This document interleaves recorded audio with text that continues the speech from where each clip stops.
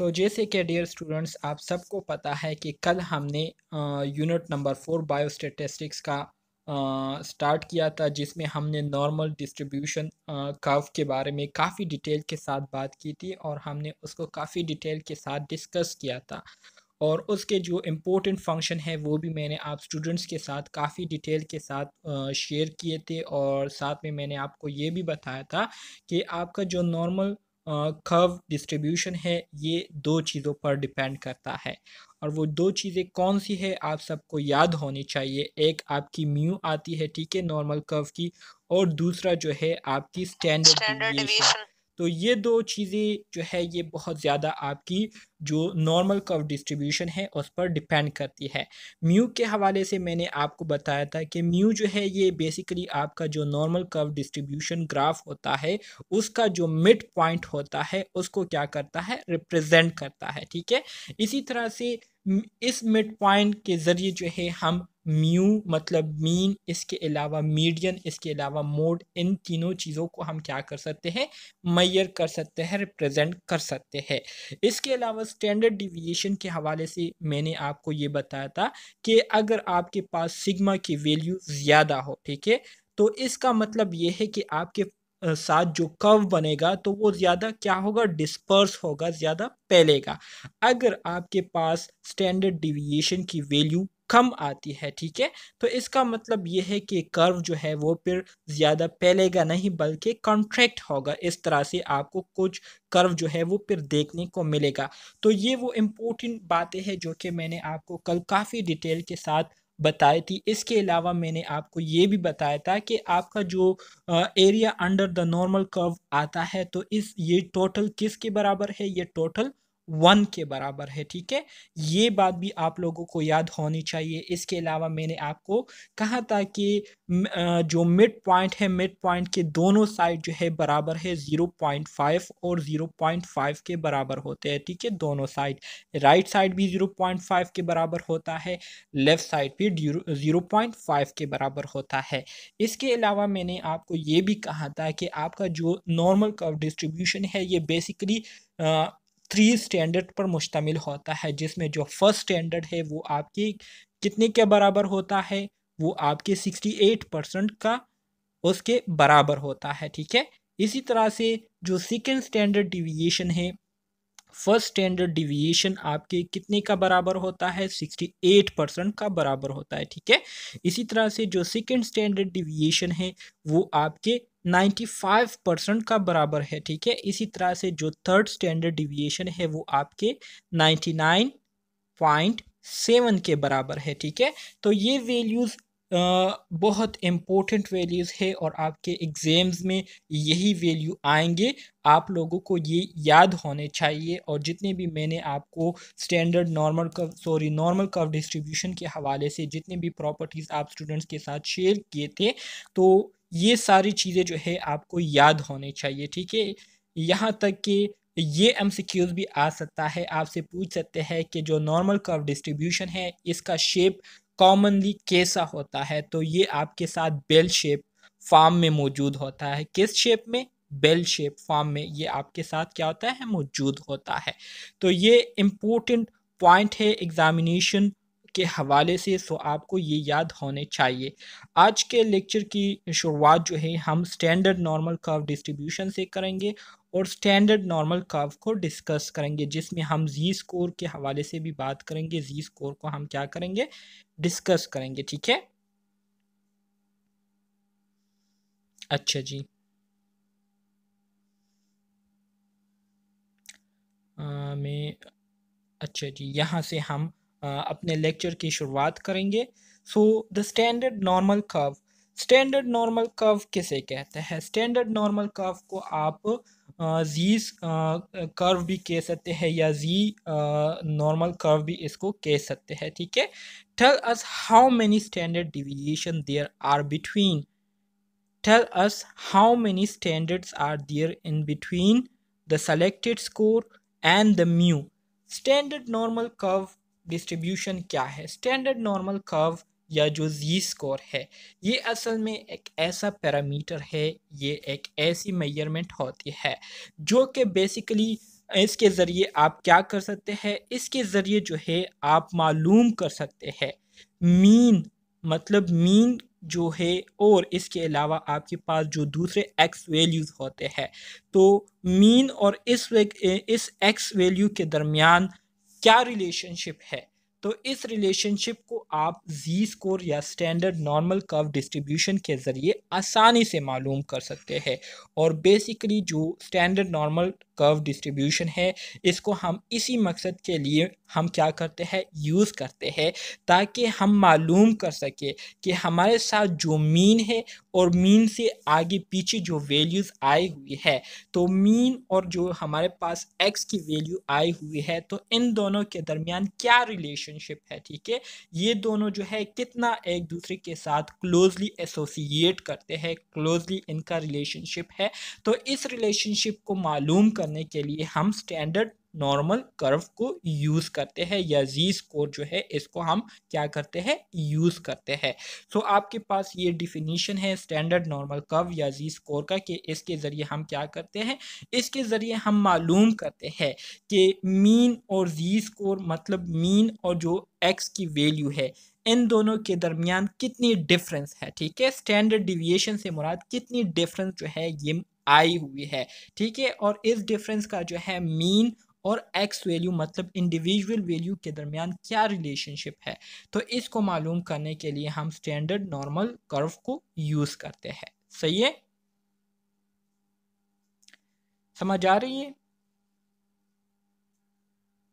जी sir, समझ आ गई। अच्छा जी, ये आपके पास वो टेबल है जो कि आज मैंने आप स्टूडेंट्स के साथ ग्रुप में शेयर किया था, कि ये जी स्कोर टेबल है, इसको जो है आप इंतहाई आसानी से यूज़ कर सकते हैं, और इसके यूज़ करने का मेथड जो है वो भी इंतहाई आसान है, ठीक है। सो इसमें तैयार वैल्यू जो है आपको दिए गए होते हैं, यहाँ से आपने जस्ट वैल्यूज़ लेने होते हैं और उसको ऐड और माइनस करने होते हैं अकॉर्डिंग टू कंडीशंस, ठीक है। सो इसकी जो यूज़ है वो भी मैं आप स्टूडेंट्स को जो है सिखाऊंगा, और इससे हम किस तरह से वैल्यूज़ ले सकते हैं ये भी मैं आपको सिखाऊंगा आज के लेक्चर में। सही है, अच्छा जी, यहाँ पर आपको एक एग्ज़ाम्पल दिया गया है, लेकिन एग्ज़ाम्पल से पहले जो है मैं आपको एक बात बताना चाहता हूँ, और वो ये है कि हमारे साथ जो जी स्कोर है इसका अपना एक फ़ार्मूला है। अगर इस फार्मूले को आप स्टूडेंट्स याद रखेंगे तो आपके लिए चीज़ों को अंडरस्टैंड करना इंतहाई आसान होगा, और जो वैल्यूज़ है उसको फाइंड आउट करना भी इंतहाई आसान होगा। आपके पास जो जी स्कोर का फार्मूला है वो ये है, Z score is equal to X, X मतलब जितनी भी हमारे साथ इंडिविजुअल वैल्यूज होती है, एक्स जो है ये आपके पास कोई भी वैल्यू हो सकती है, ठीक है, माइनस म्यू, म्यू किसे कहते हैं, म्यू से मुराद मीन है, ठीक है, डिवाइडेड बाय सिग्मा, सिग्मा क्या है, सिग्मा आपकी स्टैंडर्ड डिविएशन है। सही है, तो ये फार्मूला आप लोगों ने याद रखना है, इसी फार्मूले को यूज़ करते हुए हम क्या करेंगे, अपने वैल्यूज जो है फाइंड आउट करेंगे। तो सबसे पहले हम एक एग्ज़ाम्पल को डिस्कस करते हैं और उस एग्ज़ाम्पल को सॉल्व करेंगे, और उसके ज़रिए हम अंडरस्टैंड करने की कोशिश करेंगे। सही है,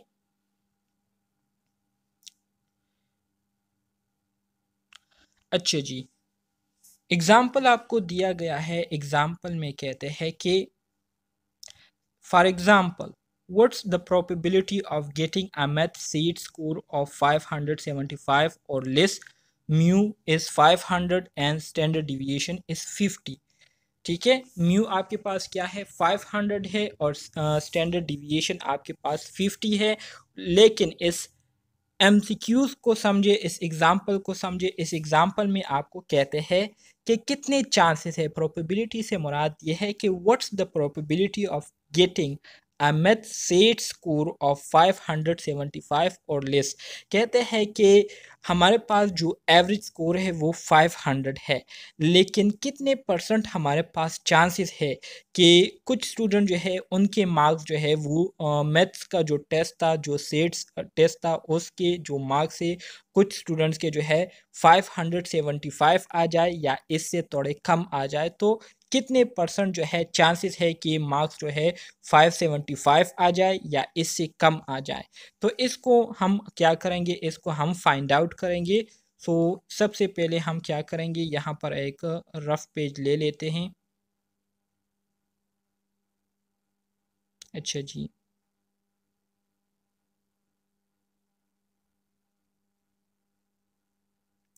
ओके जी।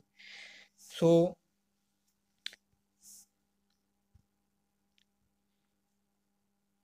आपके पास मीन जो है वो गिवन था, मीन हमारे पास क्या था 500 था, ठीक है। अच्छा जी, मैं इसको थोड़ा सा क्लियर करके सही बनाता हूँ। इस तरह से जब आप डायग्राम बनाएंगे तो आपके लिए फिर आसान होगा। आपके पास मीन कितना है, मीन आपके पास 500 है, ठीक है। म्यू आपके पास 500 है। स्टैंडर्ड डिविएशन नॉर्मल कर्व जो है इसको आप लोग इस तरह से बना लेंगे। और स्टैंडर्ड डिविएशन आपके पास क्या है 50 है, सही है, 50 के बराबर है। तो कहते हैं कि आपके पास जो सही टेस्ट हुआ था उसकी जो एवरेज मार्क्स स्टूडेंट्स के आए हुए हैं तो वो 500 के बराबर है, ठीक है। लेकिन इसमें आपको ये कह रहे हैं कि कितने परसेंट चांसेस है कि कुछ स्टूडेंट्स के जो मार्क्स है वो 575 आ जाए या इससे कम आ जाए, ठीक है। तो 575 चूंकि ये 500 से ज़्यादा है तो ऑटोमेटिकली आपके पास जो है क्या होगा, आप अब इसको देखेंगे, ठीक है। आपके पास जो है 575 मिसाल के तौर पर यहाँ पर आता है 575, ठीक है। सो सबसे पहले आपको फार्मूला याद होना चाहिए जी स्कोर का। तो उस फार्मूले को सबसे पहले हम क्या करेंगे, यूज़ करेंगे। सो फार्मूला आपके पास क्या है, Z score is equal to individual value minus mu, ठीक है, divided by standard deviation. So X value मतलब इंडिविजुअल वैल्यू हमारे साथ क्या है 575 है ना। इंडिविजुअल वैल्यू जो है हमें क्या दी गई है 575 दी गई है, ठीक है। इसी तरह से जो म्यू की वैल्यू है तो वो आपके पास क्या है, वो आपके पास 500 है, जबकि स्टैंडर्ड डिविएशन की वैल्यू आपके पास क्या है 50 है। तो इसी वैल्यूज़ को अब हम क्या करेंगे, इसी वैल्यूज़ को अब हम पुट करेंगे इस फार्मूले में जो कि हमने ऊपर लिखी हुई है। तो इस फार्मूले में जब हम क्या करेंगे, इसको पुट करेंगे तो हमारे पास आएगा Z score is equal to 575 minus 500, ठीक है, माइनस 500 हो गया और इसी तरह से डिवाइडेड बाय 50। तो इसको जब हम डिवाइड करेंगे, माइनस करेंगे, मतलब 575 से 500 को माइनस करेंगे तो हमारे पास आ जाएगा 75 डिवाइडेड बाय 50, ठीक है। 75 डिवाइडेड बाय 50 आ जाएगा। अब 75 डिवाइडेड बाय 50 को कोई डिवाइड करे और मुझे बताए कि उससे क्या वैल्यू आई है। 75 डिवाइडेड बाय 50 को कोई डिवाइड करे और मुझे बताए कि वैल्यू क्या आई है। 1.5 क्या ये 1.5 1.5? अच्छा जी, जी की वैल्यू हमारे पास 1.5 आ गई, ठीक है। अब ये हमारे पास 1.5 वैल्यू आ गई, ठीक है। अब हम क्या करेंगे, अब हम जी स्कोर की तरफ जाएंगे और जी स्कोर में इस वैल्यू को देखेंगे। सो आपके पास जो जी स्कोर है, जो जी स्कोर टेबल है, उसमें अब हम 1.5 को देखेंगे कि 1.5 के सामने हमारे पास कौन सी वैल्यू आती है। अब यहाँ पर अगर आप देखें 1.5 तो 1.5 के सामने आपको जो वैल्यू दी गई है आपको नज़र आ रही होगी, ठीक है। ये वाली देखें, ये 1.5 देखें, ये नज़र आ रही है आप स्टूडेंट्स को 1.5 जिसको मैं टिक कर रहा हूँ। 1.5 इज इक्वल टू 0.4332, ठीक है। 0.4332 ये आपके पास क्या है 1.5 की वैल्यू है। 0.44 नहीं 0.4332, तो ये आपके पास 1.5 की वैल्यू आ गई। सो इसको अब हम क्या करेंगे, इसको अब हम जी स्कोर में पुट करेंगे, ठीक है। सो यहाँ पर आप देख सकते हैं कि हमारे पास ये 1.5 वैल्यू आ गई है, ये वाली, ठीक है।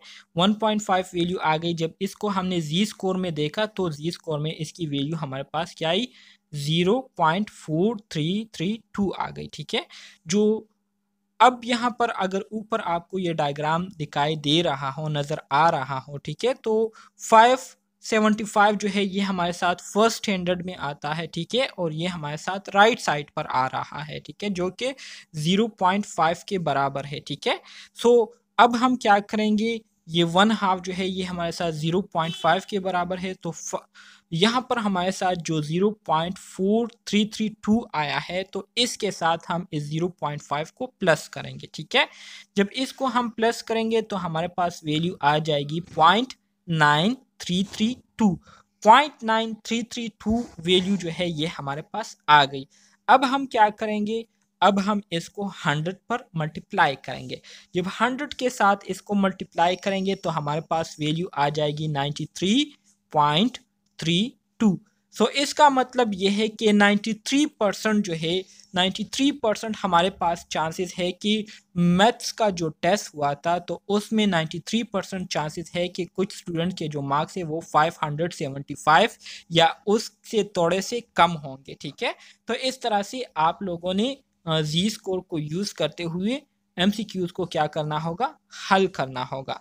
असल चीज़ क्या है, असल चीज़ आपको फार्मूला याद होना चाहिए। जब आपको फार्मूला याद होगा तो आप हर तरह के एमसीक्यूज को आसानी से हल कर सकेंगे। अब मुझे आप लोग ये बताएं कि इसकी समझ आप स्टूडेंट्स को आ गई है या नहीं, या थोड़ी सी कंफ्यूजन है। जी सर, ये हम जी स्कोर का जो ये टेबल है, ये इसको हम कैसे याद रखेंगे? इसको याद रखने की ज़रूरत नहीं है। मैंने आपको जो पिक्चर शेयर किया था वो इसलिए शेयर किया था कि आप इसकी फ़ोटोकॉपी निकालें और इसको फिर अपने साथ रखें। ये फ़ोटोकॉपी जो है ये आप अपने साथ एग्ज़ाम हॉल में भी आप इसको अपने साथ ले जाएंगे। ठीक है, क्योंकि आप जो है इसके बगैर जी स्कोर वाले एमसीक्यूज़ हल नहीं कर सकते, तो आपको जो है ये टेबल एलो है, आप इसको अपने साथ ले जा सकते हैं। ठीक है, याद करने की ज़रूरत नहीं है वैल्यूज़ को। सर, ये चीज वाली वैल्यू एक दफा फिर से बता दें जरा, टेबल जहाँ से आपने वो वैल्यू अच्छा जी, ली है, 0.5 जहाँ से हमारा आंसर आ गया था। अच्छा जी, सही है। यहाँ सबसे पहले तो आपको ये आना चाहिए कि जब आप क्या कर लेते हैं, ये सब कुछ कर लेते हैं, तो इससे आपके पास ये वैल्यू आ जाती है 1.5। तो 1.5 ये आपके पास क्या, ये आपके पास वैल्यू आई है जी की। तो अब इसको आप जीस को टेबल में देखेंगे तो जीस को टेबल में आपके पास 1.5 के सामने क्या वैल्यू है। तो इसको अगर आप देखें तो 1.5 के सामने जो वैल्यू आपके पास आई हुई है तो वो क्या है, वो ये है। देखिए ये यहाँ पर देखिए, ये जी है ना, जी के बिल्कुल नीचे आते आते 1.5 जहाँ पर लिखा हुआ है तो 1.5 के बिल्कुल सामने ही आपको दिखाई दे रहा होगा, जिसको मैंने टिक किया 0.4332। तो ये आपके पास 1.5 की जी स्कोर टेबल में वैल्यू आ गई। तो इसी वैल्यू को आप लोगों ने क्या कर देना है, उठा लेना है। इसको जो है आप लोगों ने वहाँ पर पेस्ट कर देना है, मतलब जी के सामने पेस्ट कर देना है। तो अब आपको पता है कि जो 575 है तो ये आपके मीन से क्या है, ज़्यादा है, और ये आपके राइट साइड पर आ रहा है स्टैंडर्ड नॉर्मल कर्व की। ठीक है, राइट साइड पर आ रहा है, और आपको पता है कि आपके स्टैंडर्ड नॉर्मल कर्व या नॉर्मल कर्व के जो दोनों साइड है, दोनों जो है 0.5 के बराबर है। ठीक है, राइट साइड भी और लेफ्ट साइड भी, दोनों को कंबाइन करके ये हमारे साथ 1 के बराबर होता है। सो ये हमारे साथ क्या है, 0.5 है। सो 0.5 ये वाला जो एरिया है 0.5 के बराबर है, तो इसी 0.5 को उठाकर हमने क्या करना है, 0.4332 के साथ प्लस कर देना है। जब हम इसको प्लस करेंगे तो इससे हमारे पास वैल्यू आएगी 0.9332।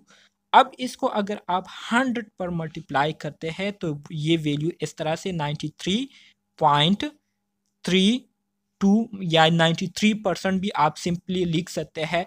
तो ये वैल्यू आपके पास आ जाएगी, जिसका मतलब ये है कि 93% चांसेस ऐसे है कि कुछ स्टूडेंट के जो मार्क्स है वो 575 या इससे थोड़े कम जो है आएंगे। ठीक है, तो ये आपका एक एग्जाम्पल सॉल्व हो गया। इसकी समझ आ गई अब?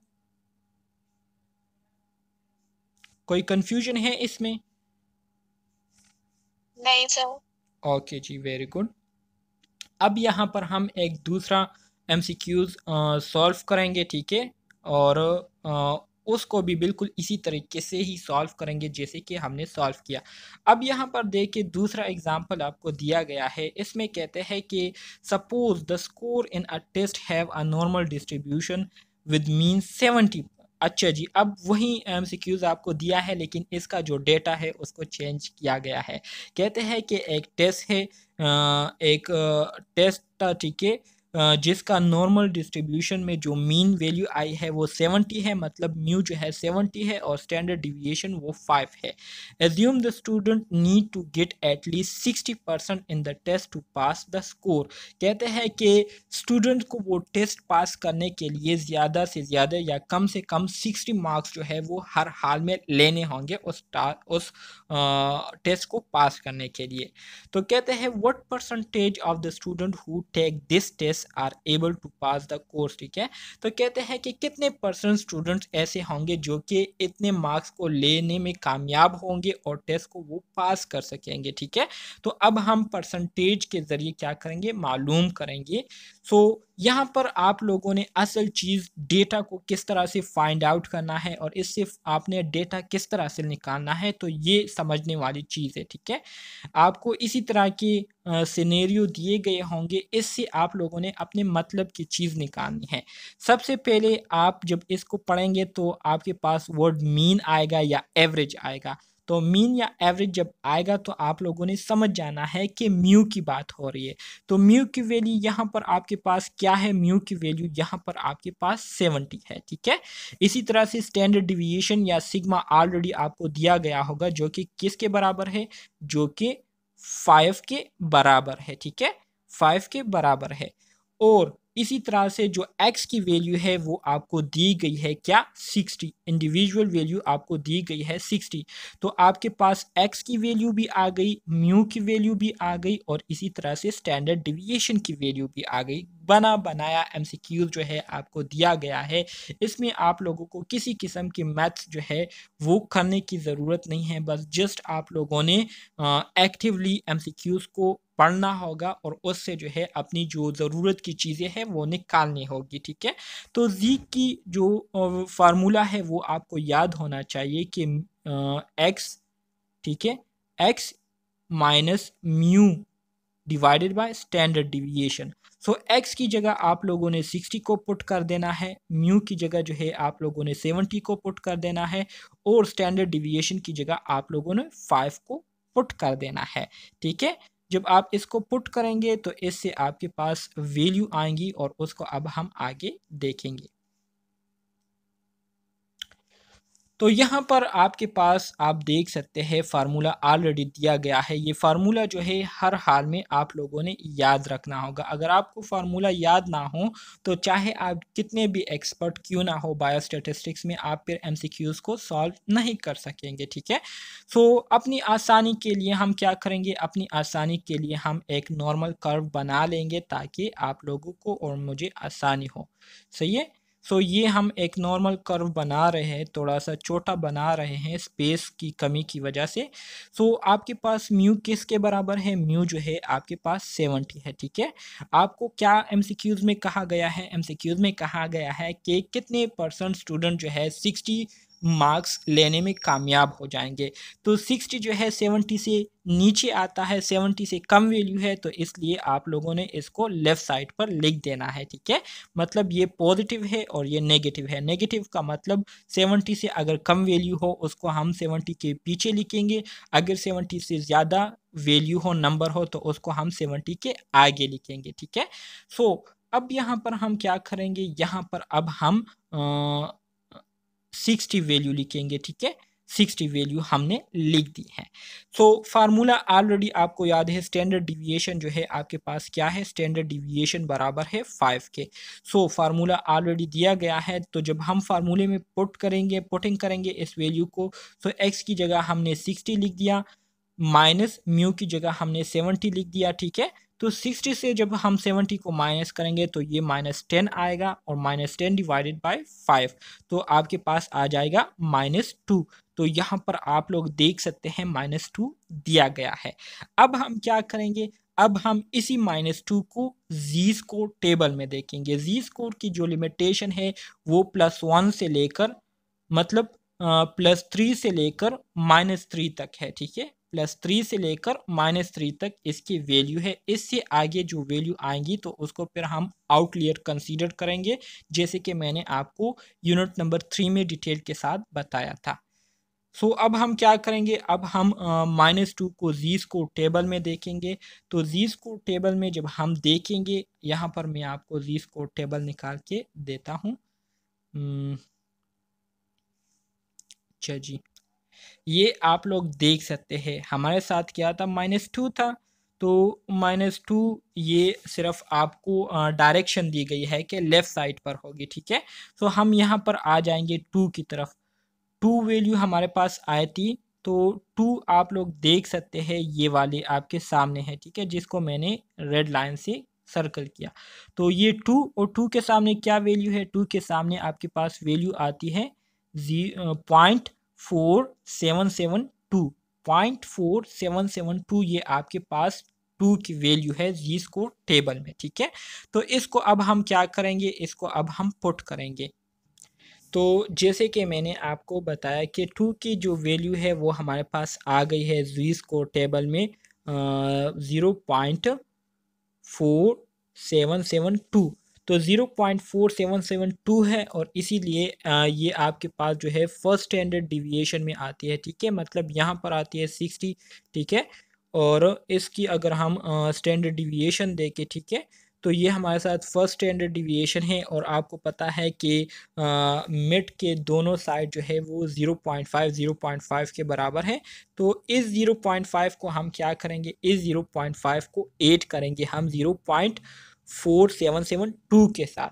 जब हम इसको 8 करेंगे तो इससे हमारे पास वैल्यू आएंगी 0.9772। इसी 0.9772 को जब हम 100 के साथ मल्टीप्लाई करेंगे तो हमारे पास परसेंटेज में वैल्यू आ जाएंगी 97.72%। तो 97.7 जो है आप लोग क्या कर सकते हैं, लिख सकते हैं। 2 को आप स्किप भी कर सकते हैं, ठीक है।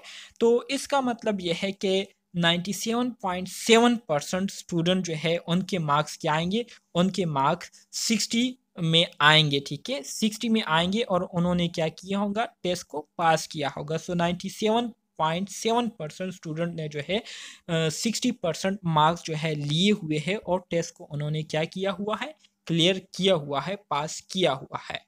सही है, इसकी समझ आ गई आप स्टूडेंट्स को?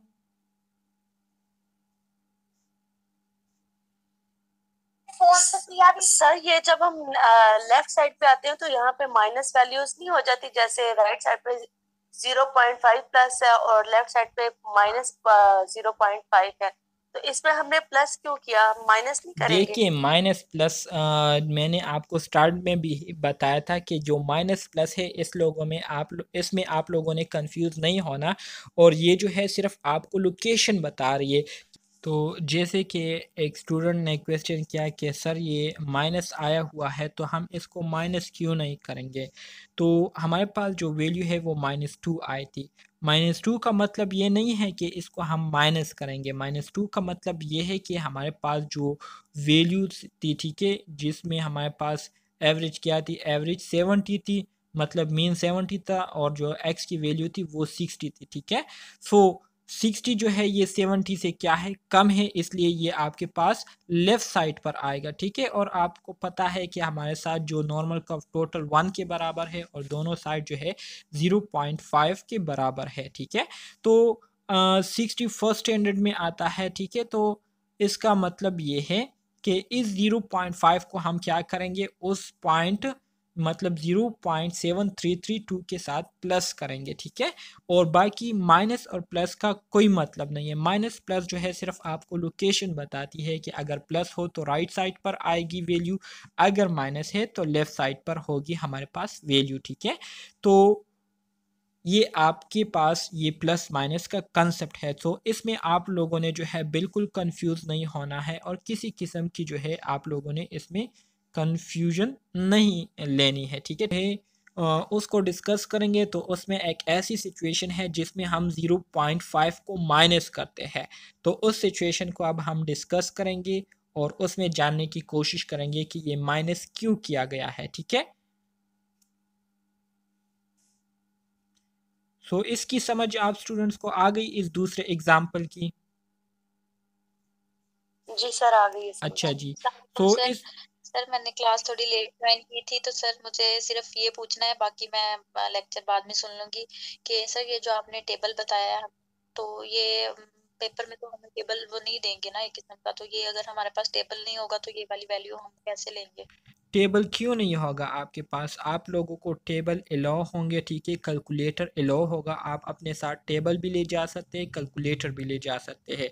अगर वहाँ पर आपको कहें कि ये अलाउ नहीं है तो आप उनको क्लियरली कह सकते हैं कि हमारे बायोस्टैटिस्टिक्स में जो टॉपिक्स है वो इसी टेबल से आए हुए हैं, इसी टेबल के बेस पर है और इसके बगैर हम एमसीक्यूज सॉल्व नहीं कर सकते और ना ही होते हैं, ठीक है। सो टेबल जो है ये हर जगह पर एलो होता है, आप वहाँ पर ये कह सकते हैं, तो कोई इशू इस पर नहीं है। आप अपने साथ टेबल भी ले सकते हैं, ले जा सकते हैं और कैलकुलेटर जो है वो भी अपने साथ ले जा सकते हैं, ठीक है। अच्छा जी, यहाँ पर आप डायग्राम देखें, हमारे पास जो 70 है, 70 तो मीन है, ठीक है। और 60 जो है ये आपके पास x की वैल्यू है, 60 जो है ये आपके पास x की वैल्यू है, ठीक है। सो इससे हमारे पास जो जी वैल्यू आई थी वो थी -2।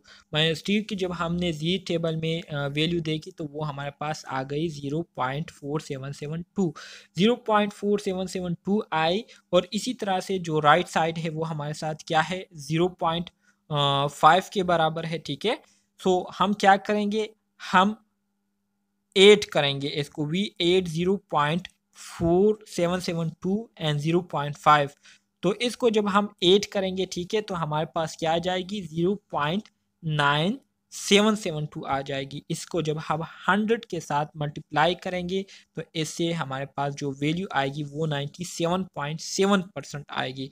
सो इसका मतलब है ये है कि 97.7% स्टूडेंट्स ने जो है 60 से अबव मार्क्स लिए हैं, 60 मार्क्स लिए हैं और उन्होंने जो है पेपर को पास किया हुआ है, ठीक है। और ये वाली जो ब्लू लाइन में आपको दिखाई दे रहा है, तो इसका मतलब ये है कि ये वो स्टूडेंट है जिन्होंने ऑलरेडी जो है पास किया हुआ है, जो पासिंग मार्क्स के है, मार्क है उसको जो है ऑब्टेन किए हुए हैं, ठीक है। तो इसको हम 8 करेंगे, समझ आ गई? सर पिछले वाले क्वेश्चन में तो हमारे पास पॉजिटिव में जवाब आया था, हाँ जी। हमने तो माइनस नहीं किया था, हाँ जी, लेकिन इसमें तो हम माइनस प्लस दोनों ही कर रहे हैं। तो माइनस ये कहाँ पर मतलब कर रहे हैं? माइनस तो हमने नहीं किया हुआ, हमने तो 8 किया है, माइनस मतलब तो कि वो हमारा आंसर ही माइनस में आ रहा है ना, मैं यही कहना चाह रही हूँ। मैं ये कह रही थी देखिए कि हमने उसमें जब 70 में से देखिए ये 60 से -70 करे तो हमारे पास वैल्यू आएगी -10। -10 डिवाइडेड बाय 5 तो फिर वो क्या आएगी, 5 2 10 तो -2 आ जाएगा। माइनस जो है ये आपको ये शो कर रहा है कि जो वैल्यू आई है ये आपके पास लेफ्ट साइड पर आएगी, ठीक है, राइट साइड पर नहीं होगी, लेफ्ट साइड पर है। और लेफ्ट साइड की वैल्यू को हम कैलकुलेट कर रहे हैं, क्यों कर रहे हैं, क्योंकि x की वैल्यू हमारे पास क्या है, 60 है ना, और 60 जो है 70 से कम है, मीन से कम है। सो इसका मतलब ये है कि ये हमारे साथ लेफ्ट साइड पर है। सो माइनस और प्लस का मैंने आपको कंसेप्ट बताया था कि अगर प्लस होगा तो इसका मतलब ये है कि वैल्यू हमारे पास मीन से ज़्यादा है, अगर माइनस है तो इसका मतलब ये है कि वैल्यूज़ हमारे पास मीन से कम है, ठीक है। तो फिर लेफ्ट साइड पर आएंगी। ठीक है सर। हाँ जी। सो इस तरह से ये MCQs आपका सॉल्व हो जाता है। सो 97.7% स्टूडेंट ने जो है टेस्ट को क्लियर किया हुआ है।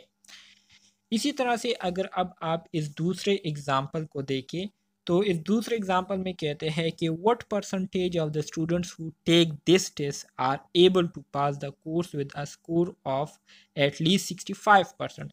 अब आपको कहते हैं कि 65% कितने स्टूडेंट ऐसे होंगे जिन्होंने स्कोर को जो है 65% जो है, मतलब अब इसकी जो लिमिटेशन है टेस्ट को पास करने की जो स्कोर है अब वो 65 किया गया है। पहले 60 लिमिट रखा गया था कि 60 तक जिनके मार्क्स आएंगे वो पास होंगे, या 60 से ऊपर जिनके मार्क्स आएंगे वो पास होंगे, अगर 60 से कम होंगे तो वो फेल समझे जाएंगे।